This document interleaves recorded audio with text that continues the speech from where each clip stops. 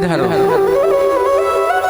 एक तारकासुर नाम का एक राक्षस, तारकासुर नाम का एक राक्षस ब्रह्मा जी की घनघोर इसने तपस्या करी और तपस्या करके ब्रह्मा जी से वरदान मांग लिया कि मैं मरूं तो शिव पुत्र के हाथों मरूं। क्योंकि राक्षस जो है बड़े चतुर चालाक होते हैं। कैसे होते हैं? चतुर चालाक। तारकासुर जानता है कि शिव जी दूसरा विवाह करेंगे नहीं, और दूसरा विवाह जब करेंगे नहीं तो इनके बेटा होगा कहां से, और जब बेटे ही नहीं होगा तो हम मरेंगे कैसे, यानी अमर हो गए। तारकासुर ने वरदान ब्रह्मा जी से मांग लिया और महाराज आतंक करने लगा, आताताई बना, ब्राह्मणों को, वेदों को, विप्रों को, देवताओं को सताने लगा।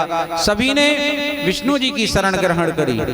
जब सारे देवता विष्णु के पास पहुंचे, विष्णु जी ने कहा एक ही उपाय, यदि शिव जी विवाह के लिए राजी हो जाएं तो काम बन सकता है, लेकिन अब विवाह के लिए उनसे कहने को जाए कौन?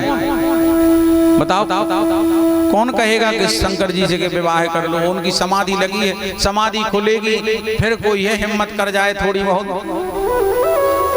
भगवान शिव की समाधि, इधर सारे देवताओं ने मिलकर के कामदेव से कहा कि कामदेव यदि तुम चाह लो तो शिव जी की समाधि खोल सकते हो, क्योंकि तुमसे तो सब हार जाते हैं। कामदेव बोले भैया हम ये काम नहीं करेंगे। यदि हमने ऐसा किया और यदि भोले बाबा का तीसरा नेत्र खुल गया तो हम तो भस्म हो जाएंगे, बच्चों का, परिवार का क्या होगा? इंद्र ने कहा कामदेव तुम बिल्कुल चिंता मत करो, चिंता नहीं करो, हम सब संभालेंगे तुम्हारा परिवार ना सब, तुम तो बस अकेला ये देव कार्य करो, ये समाज का कार्य, समाज सेवा है। कामदेव बोले इंद्र तुम्हारी तो शुरू से यही आदत है,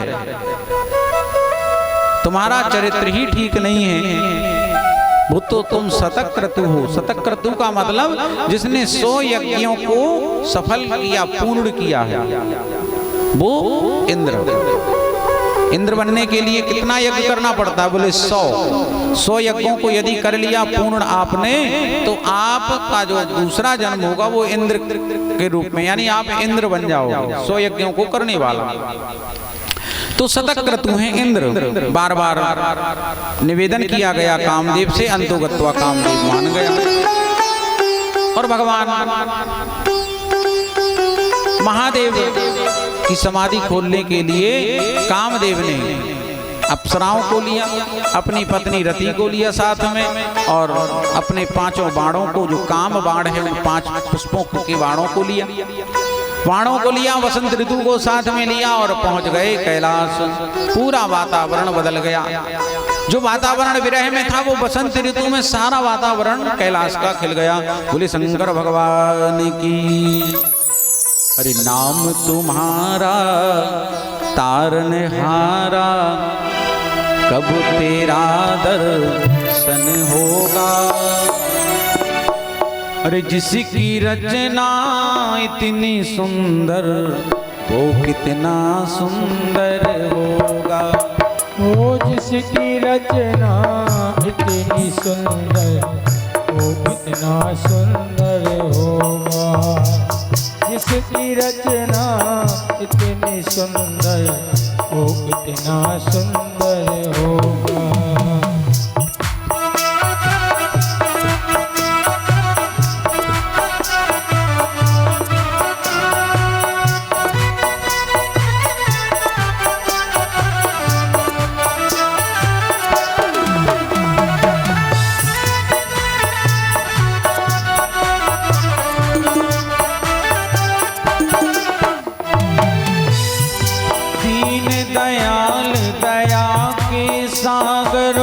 जग में नाम तुम्हारा है।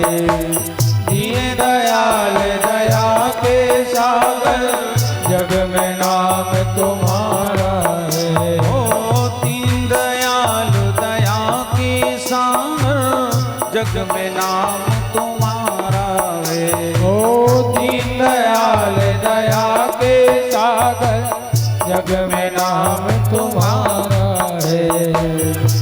बिन मेरे भोले शंकर कोई नहीं हमारा है।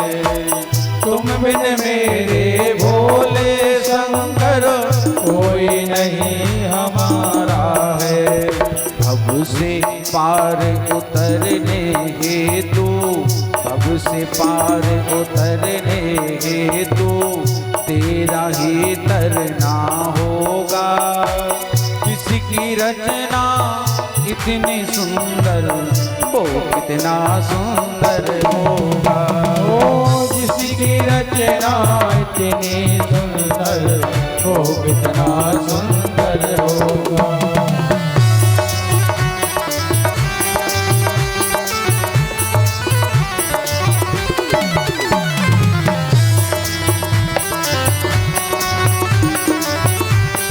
हरि बोल।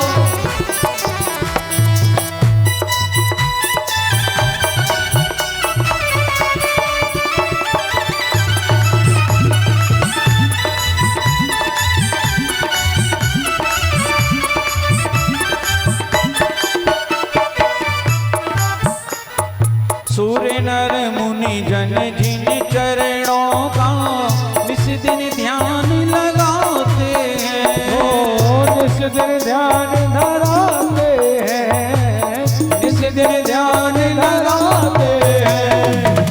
जो भी तुमरे दर पर आवे उसको पार लगाते हैं। ओ उसको पार लगाते हैं, उसको पार लगाते हैं। भस्म निधि को पाने हेतु, भस्म निधि को पाने हेतु गीतों का सरगम होगा। जिसकी रचना इतनी सुंदर, वो कितना सुंदर होगा। ओ जिसकी रचना इतनी सुंदर, वो कितना सुंदर होगा। जिसकी रचना इतनी सुंदर, वो कितना सुंदर होगा। जिसकी रचना इतनी सुंदर, वो कितना सुंदर होगा।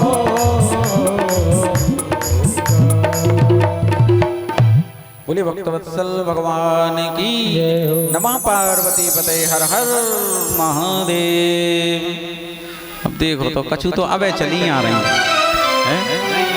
हमके ब्याई बेरा को टेम हो जाए तब नो चली आओ थी।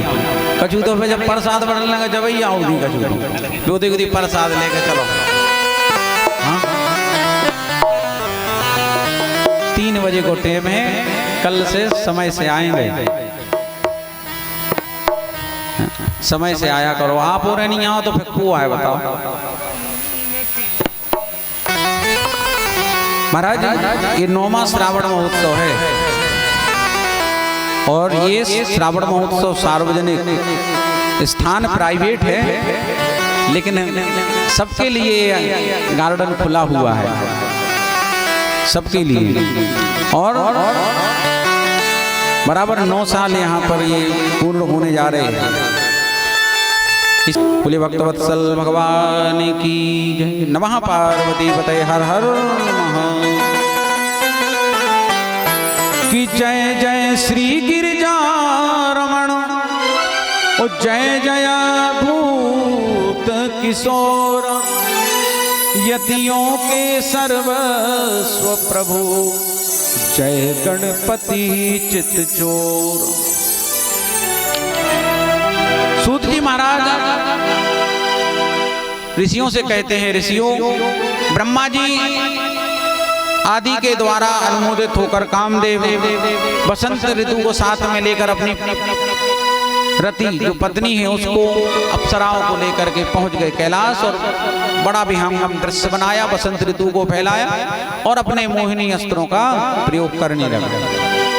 बहुत नृत्य हुआ शिव जी के समय, खूब नाचे, बाण पे बाण चलाए, लेकिन महाराज कामदेव हारने लगा, थकने लगा। और जब कामदेव हारने थकने लगा तो उसकी पत्नी कहे कामदेव से कि देव यदि तुम हार गए तो संसार का क्या होगा, इसलिए तुम्हें हारना नहीं है, भले ही तुम्हारे प्राण क्यों ना चले जाएं, लेकिन तुम्हें ये कार्य करना है, क्योंकि तारकासुर से तीनों लोग दग्ध हो रहे हैं। और भगवान का तुम शुक्रगुजार करो, भगवान की कृपा इतनी है उनका शुक्रिया करो कि भगवान के इस कार्य में तुम्हारे लिए चुना गया, समाज कार्य में। होना भी चाहिए। भगवान की कृपा होती है तभी ऐसे कार्य हमारे द्वारा होते हैं, हर कोई नहीं कर पाता। आप बताओ, भगवान की कृपा होती है कि हमें चुना। यहाँ पर आज मेहरोनी में हमें भी 9 साल हो गए, तो भगवान की कृपा है, भगवान नहीं तो चुना कर रहे आज। तो भगवान ही चुनते हैं किसके द्वारा कब क्या होना है। कामदेव ने महाराज आम्र, वहां आम का पेड़ था और आम के पेड़ में लगो तो मोर, मोर जाना था आम मोर याजू, तो उस मोर के अंदर घुस करके और वहां से इसने अपना अंतिम बाण का प्रयोग किया और अंतिम बाण जाकर शिव जी की छाती में लगा और शिव जी की समाधि खुली। और खुलते ही भगवान के नेत्र दोनों तो बाद में खुले, पहला खुले तीसरा, जैसे ही तीसरा नेत्र खुला और आम के उसी मोर में कामदेव बैठा और शिव जी ने नेत्र खोला और जैसे ही तीसरा नेत्र खुला सो कामदेव जल करके भस्म हो गया। बोल शंकर भगवान की जय। जैसे ही कामदेव जल करके भस्म हुआ, रति रोती बिलकती सीधे भगवान शिव के चरणों में गिरी। भगवान शिव से प्रार्थना करने लगी, रुदन करने लगी, हे देवादिदेव, हे करुणा के सागर, आपने तो हमारा सुहाग उजाड़ दिया। आप तो सुहाग को देने वाले हो, सुहाग को अमर करने वाले, और आपने हमारा ही सुहाग उजाड़ दिया। रोने बिलखने लगी। भोलेनाथ को दया आई और दया जब आई तो शिव जी ने कहा कि द्वापर में भगवान श्री कृष्ण का पुत्र बन करके तेरा पति फिर से शरीर धारण करेगा। रति कहने लगी, नाथ तब तक संसार कैसे चलेगा? यदि काम नहीं होगा तो संसार नहीं चलेगा, कामदेव नहीं होगा तो संसार आगे कैसे बढ़ेगा? तब शिव जी बोले, रति काम जो है बिना शरीर के ही सभी में होगा, तो बिना शरीर के काम सब में वास करने लगा और शरीर इस कामदेव को प्रद्युम्न के रूप में द्वापर में मिला। बोले भक्तवत्सल भगवान की। अब समाधि तो खुल गई, लेकिन अब जब समाधि खुल गई तो अब ब्रह्मा जी को चिंता होने लगी कि भाई शिव जी के लिए कोई लड़की भी तो चाहिए, विवाह किससे कराएंगे? तब विष्णु जी बोले, एक मेरी नजर में है। कौन? तो बोले राजा हिमांचल की बेटी पार्वती। तो सूत जी महाराज ऋषियों को पार्वती जन्म की सुंदर कथा को सुनाते हैं। बोले पार्वती मैया की जय।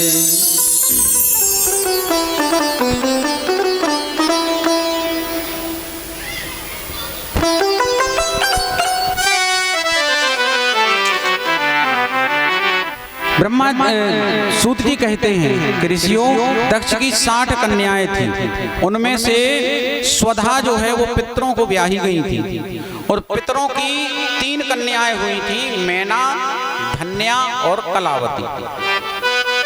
तो कलावती को कीर्ति भी कहते हैं, कलावती को कीर्ति। एक बार ये तीनों बहनें श्वेत द्वीप में गईं और भगवान विष्णु का इन्होंने वहां दर्शन किया, वहीं बैठ गईं। वहीं बैठी तो वहां उस समय सनत कुमार आए।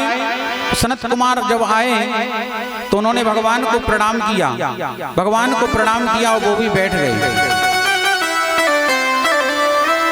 बैठे ये कन्याएं ज्यों की त्यों बैठी रही, इन्होंने सनत कुमारों को ना हाथ जोड़े ना प्रणाम किया। सनत कुमारों ने कहा कि कन्याओं, हम चारों भाई जब आए तो ना तुम खड़ी हुई ना हमें प्रणाम किया। तुम लगता है श्रुति का भेद नहीं जानती, तुम स्वर्ग में रहने की अधिकारी नहीं हो, जाओ तुम पृथ्वी लोक पर जाओ और मनुष्य जन्म पाओ। जब ये कहा तब तीनों जो कन्याएं थी वो विनती करने लगी। विनती करी तब सनत कुमारों ने कहा, सनत कुमारों ने कहा कि तुम अब हमारे शोक नाशक वचनों को सुनो। संसार में विष्णु जी के अंश से जो हिमालय मृत्यु लोक में वर्तमान में है, हिमालय भगवान विष्णु जी के अंश से उत्पन्न हुआ था। तो हिमालय को तुम यानी मैना, तुम्हारा विवाह हिमालय के साथ होगा और तुम्हारे यहाँ पर साक्षात जगजननी पार्वती जी का जन्म होगा और उसी से तुम्हारा उद्धार हो जाएगा, तुम पुनः स्वर्ग में वापस आ जाओगे। तो हिमालय की पत्नी मैना। दूसरी धन्या। तो धन्या जो है उनके लिए सनत कुमारों ने कहा कि त्रेता युग उसमें राजा जनक की पत्नी बनकर के तुम रहो धन्या, और तुम्हारे यहाँ पर साक्षात लक्ष्मी स्वरूपा सीता जी का प्राकट्य होगा, तो तुम्हारा भी उद्धार हो जाएगा और तुम स्वर्ग में आ जाओगे। तो एक राजा जनक के लिए, एक हिमालय के लिए, और तीसरी थी कलावती यानी कीर्ति। तुम्हारा विवाह है द्वापर में राजा वृषभानु से होगा, और वृषभानु से होगा और तुम्हारे यहाँ पर साक्षात शक्ति स्वरूपा राधा का जन्म होगा और तुम्हारा भी उद्धार हो जाएगा। तो ये तीनों बहनें मैना, धन्या और कीर्ति, तीनों के लिए कहा, तीनों प्रसन्न हुई और तीनों ने ही पृथ्वी पर जन्म लिया। पृथ्वी पर जन्म लेने के साथ ही हिमालय की पत्नी हुई, एक राजा जनक की और एक वृषभानु।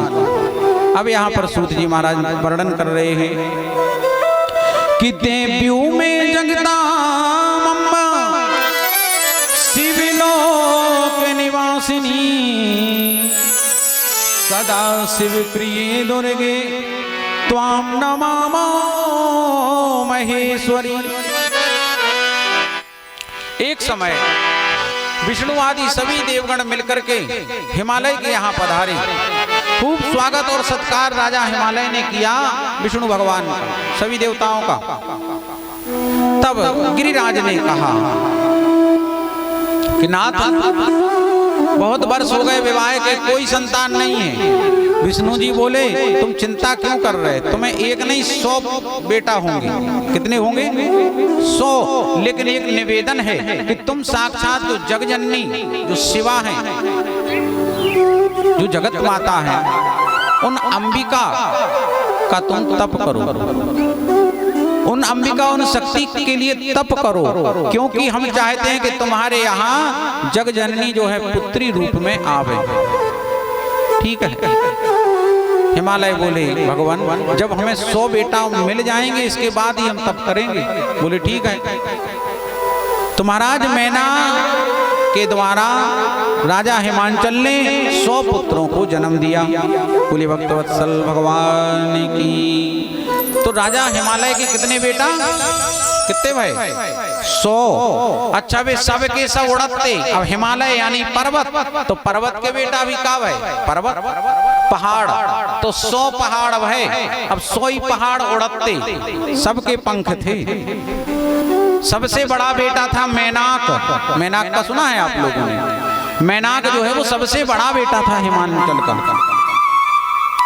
तो मैनाक समुद्र में रहने लगा था और उसके भी पंख थे, वो भी उड़ता था। वो भी जल में से ऐसे उड़ के ऊपर आ गया था। जब हनुमान जी जा रहे थे, गया विश्राम कर लो थोड़ी देर, पलंग अलंग लेके गद्दा अद्दा लेके बिछा के आ गया था। तब उन्होंने कहा कि राम काज कीने बिना मोह कहा विश्राम। हमें कहाँ विश्राम धरे महाराज, जब तक राम जी का काज ना हो। तो मैनाक बड़ा बेटा और बाकी 99 और थे, सबके पंखा।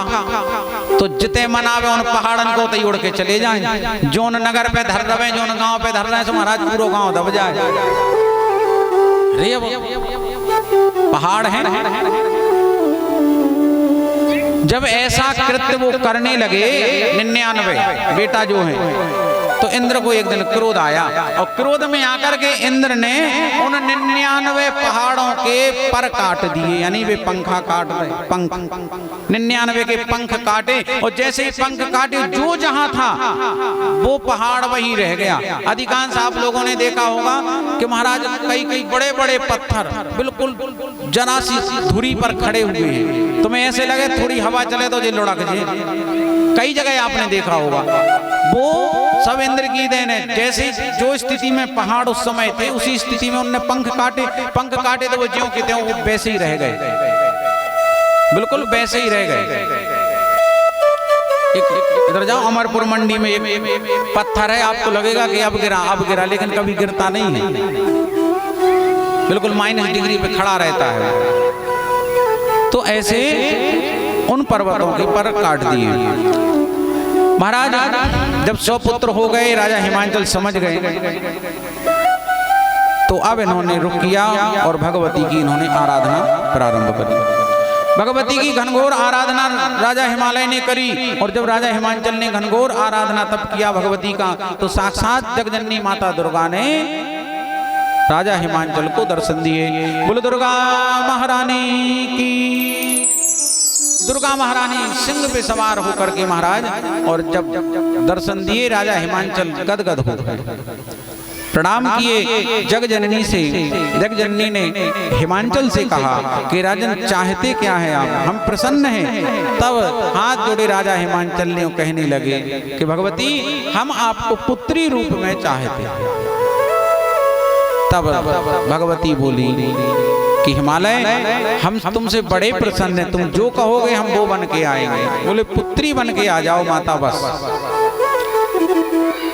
क्योंकि जब सती जी ने आत्मदाह किया उसी समय सती जी ने मन ही मन एक ही कामना की थी कि अब जब भी जन्म मिले तो शिव पत्नी के रूप में ही, यानी मैं अर्धांगिनी बनूं तो किसकी, शंकर जी की, और अंतमति सुगति खुद के नहीं, आखिरी में जैसी मति हो जाए कि सती मरत हरि सन पर मांगा, जन्म जन्म शिव पद अनुराग, जन्म जन्म शिव पद अनुरागा, जन्म जन्म शिव पद अनुरागा। सती मरत हरि सन पर मांगा, सती मरत हरि सन पर मांगा, जन्म जन्म शिव पद अनुरागा, जन्म जन्म शिव पद अनुरागा। अंतमति सोगति। इसलिए जब भी अपन मर रहे हो गए, मतलब जब भी मरो, कह के अमर मणन छाके तो कुआओ नहीं, मन ने सबको तो हम अच्छी बात बता रहे, जब भी मरो तो घर कन होनी देखियो कि जो हमारा नाती जो रहेगा इको ब्याह नहीं कर पाई, नातन को नहीं कर पाए, कह के बात माया छूटते ही नहीं है। तो घर वालों का मुंह नहीं देखना, भगवान का नाम लेना। अंत राम, यानी राम यदि आखिरी में निकल गया तो मुक्ति हो गई। तो मरते हुए भगवान का नाम है ना, ध्यान रखोगे नहीं, मतलब अपन में जितने मर में अगर बाई चांस तो भगवान को नाम लेने अपन, लेकिन घर का माया है महाराज, बहुत कर रही हो। एक बब्बा हमने सुनाई भी हुई है शायद दृष्टांत, एक बब्बा बिल्कुल मरद जा रहे थे, खटिया पे डरे मरद जा रहे, लेकिन इशारों कर रहे, बोल थका है, बोल पानी रहे कर रहे, आवाज ही नहीं निकल रही।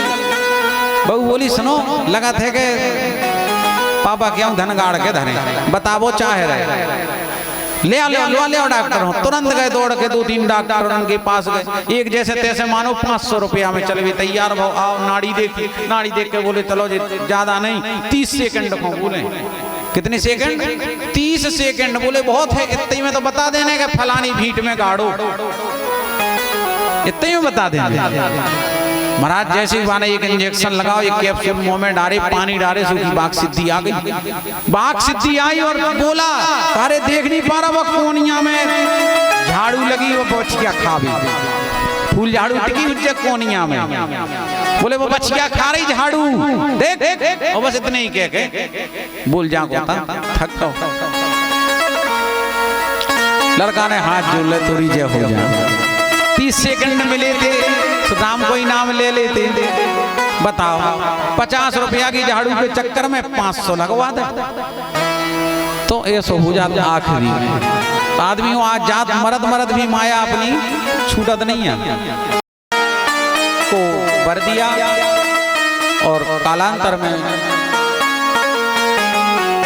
एक लीला मात्र है, भगवान है, शक्ति है, ये कभी गर्भस्थ नहीं होती। कहानी हो यानी गर्भ में ये नहीं आती। लीला ऐसे लगेगी कि गर्भ में है, गर्भ से हो रहे, लेकिन गर्भ से नहीं। भय प्रगट कृपाला दीन दयाला, क्योंकि यदि गर्भ से आएंगे तो भगवान जन्म मरण के बंधन से मुक्त रहते हैं। निज इच्छा निर्मित तनु, अपनी इच्छा से अपना शरीर भगवान धारण करते हैं, वो गर्भस्थ नहीं होते, तो लीला मात्र करते हैं। तो भगवती शक्ति ने भी लीला मात्र करी। और दुर्गा जी कि दुर्गे जय जय प्राज्ञे जगदम्बा महेश्वरी, सत्यव्रते सत्य परे त्रिसत्ये सत्यरूपिणी।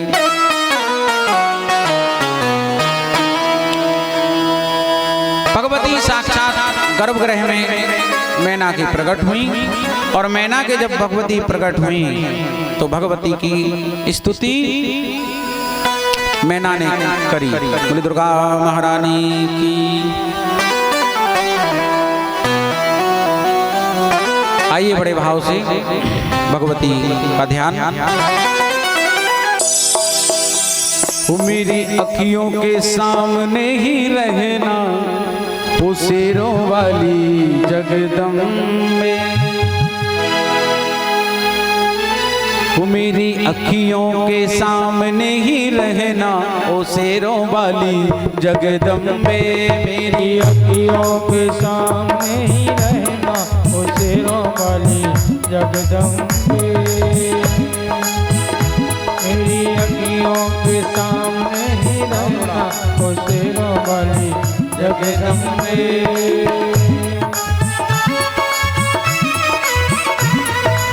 जय हो।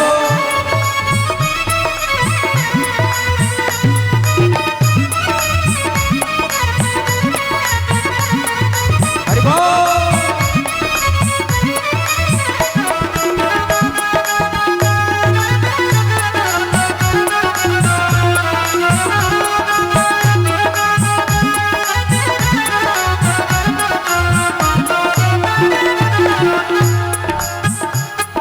हम तो हैं चाकर मैया तेरे दरबार के, हम तो हैं चाकर मैया तेरे दरबार के।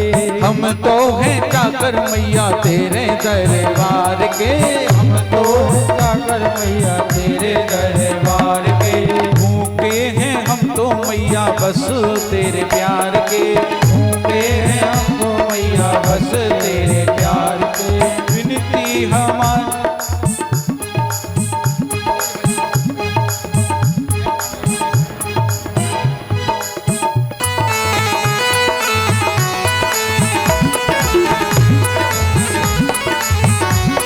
तालियों की सेवा हो।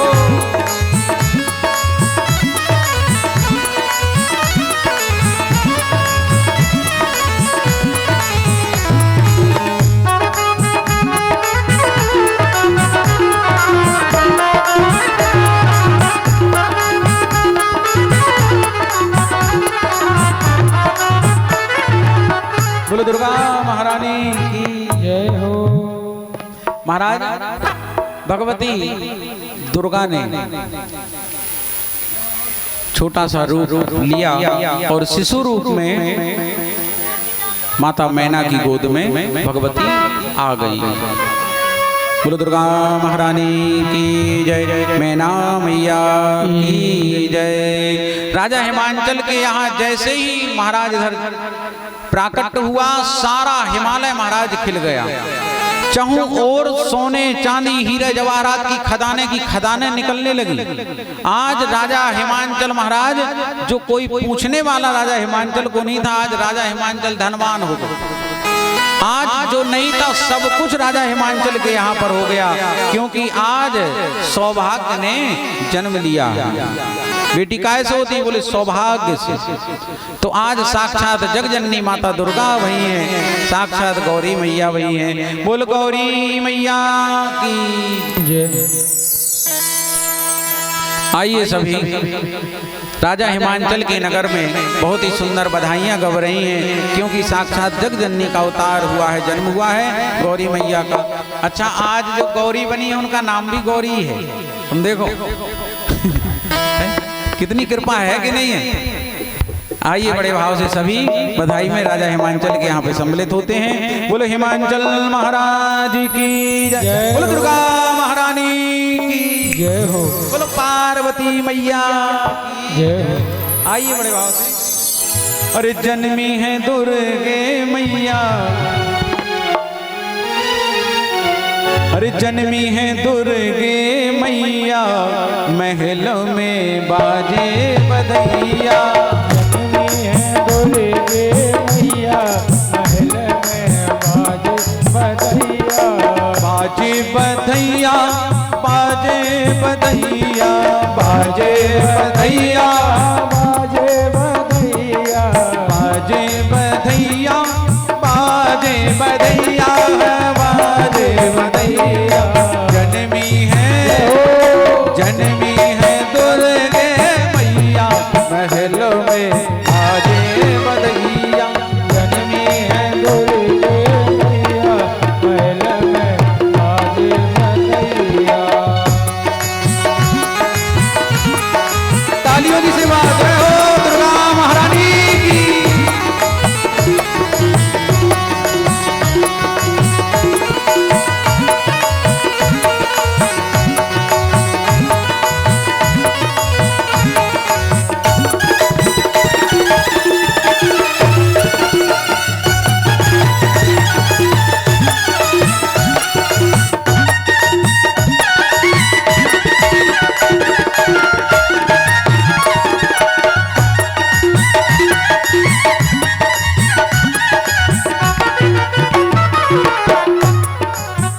हिमगिरि मनों में हर्षित भारी, हिमगिरि मनों में हर्षित भारी।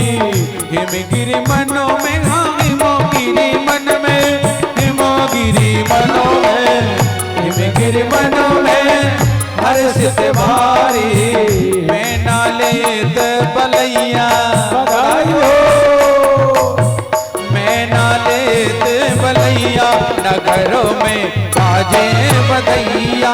जन्मी है दुर्गे मैया, भवन में बाजे बधैया।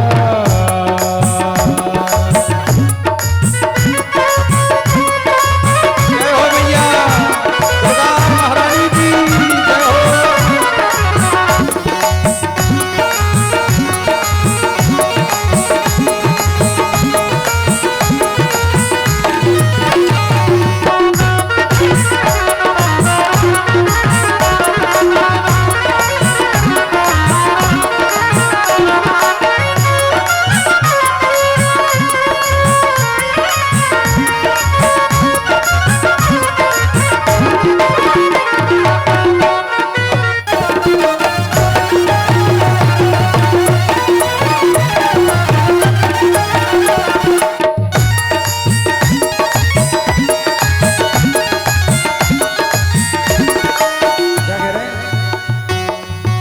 ताली बजाए मैं भी कछूला करो हैं?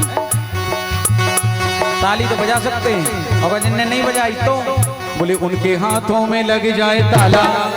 अलीगढ़ वाला सवा मन वाला, जो मैया जी की ताली ना बजाए। हाथों में लग जाए ताला, अलीगढ़ वाला सवा मन वाला, जो मैया जी की ताली ना बजाए। जय माई की।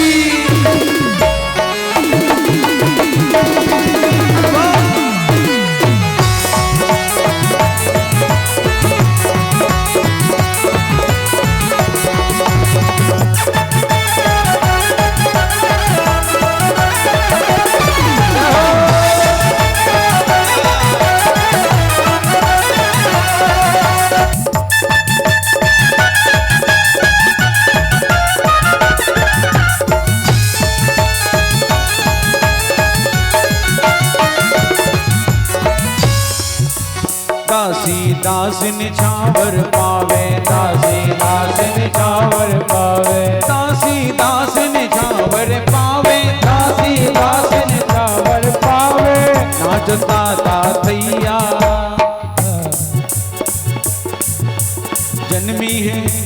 जन्मी है दुर्गे मैया, नगर में बाजे बधैया, बाजे बधैया, बाजे बधैया, बाजे बधैया, बाजे बधैया, बाजे बधैया, बधैया बधैया, बधैया बधैया, बधैया बधैया, बाजे बधैया, बाजे जन्मी है दुर्गे मैया, महल में बाजे बधैया, जन्मी है दुर्गे मैया, महल में बाजे बधैया, जन्मी है दुर्गा मैया, महल में बाजे बधैया। बोल दुर्गा महारानी की जय, बोल सच्चे दरबार की जय। महाराज भगवती गौरी का प्राकट्य जन्मोत्सव राजा हिमांचल के नगर में हुआ और सारा राज्य हिमांचल का जो नगर है, प्रजा के लोग सभी अत्यंत हर्षित हैं, आनंदित हैं, क्योंकि साक्षात जगत माता ने अवतार लिया है कि जगदम्ब महादेवी सर्वं सिद्धि विदायिनी देव कार्यकर्त्री त्वं ही सदा तस्त्वां नमामहे।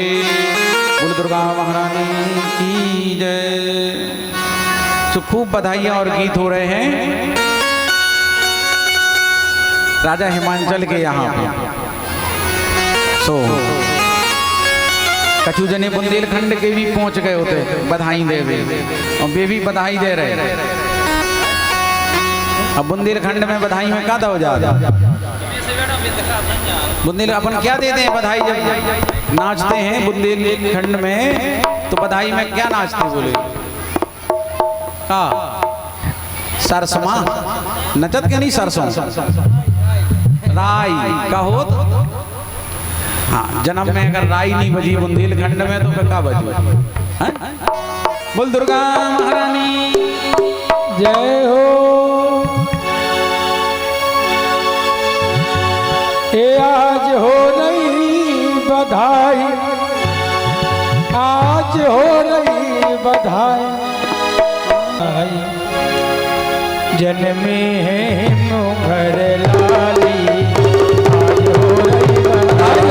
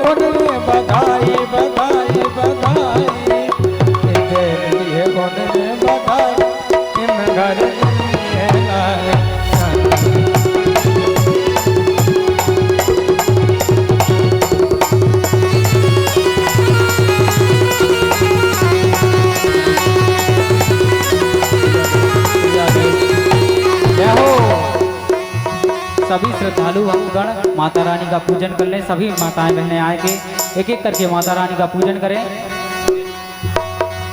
सभी माताएं बहनें एक एक करके माता रानी का आके पूजन कर लें।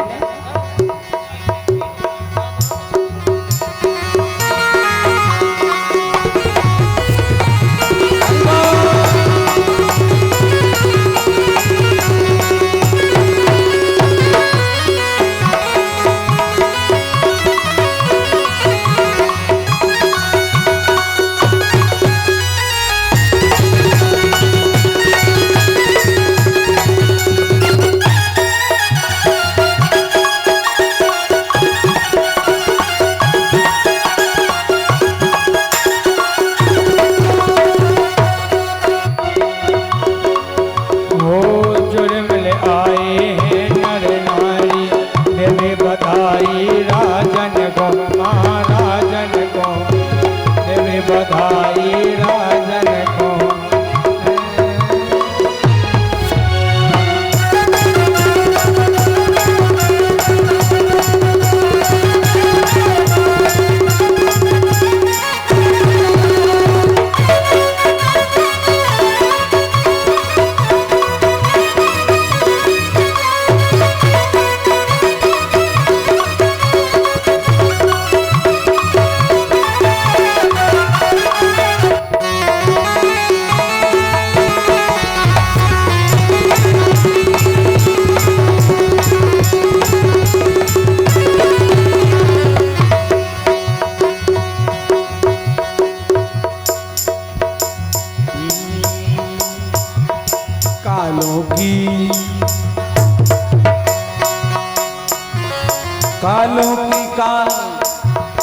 कालों की काल महाकाली भवानी माई कलकत्ता